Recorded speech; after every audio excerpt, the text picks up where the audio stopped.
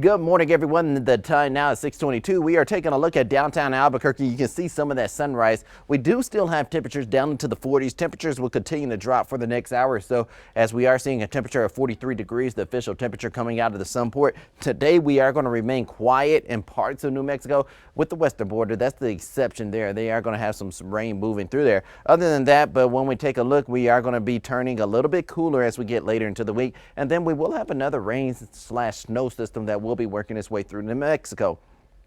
When we take a look right now, we're seeing temperatures into the 40s and in the 30s. Once we go further off towards the south, we'll see those temperatures up into the 50s. We do have storms that are possible. I was just talking about this. We are going to have storms mainly along the western border of the state and in particularly in the Four Corners area. Now, as we push ahead, we are going to show you how those storms will be advancing in. Notice around 2 o'clock, those storms will be approaching the western border. Some of them are already there further off towards the south, rolling near areas like Silver City. But this is going to be the main concern when the Four Corners region, as those storms will be sweeping their way through and eventually fizzling out as we go later into the night. But you could even see a late shower tonight in areas like Taos. Now, as we push ahead, we are also going to show you the outlook that's projected for the snow. When we take a look at this, we do see southern Colorado get most of the snow according to the European model. And then let's take a look at the GFS model showing a similar thing, but I think that it is projecting more snow to fall down in the southern Colorado region. Now, as we go ahead and we take a look, that's a good way to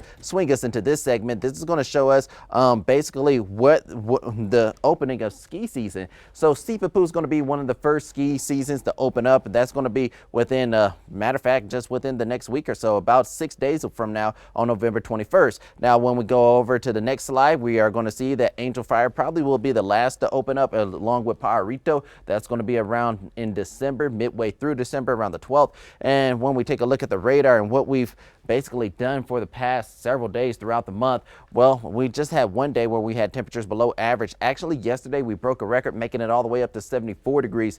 The previous record stood for more than 100 years. But now let's take a look at temperatures for today. I don't think that Albuquerque will break a record.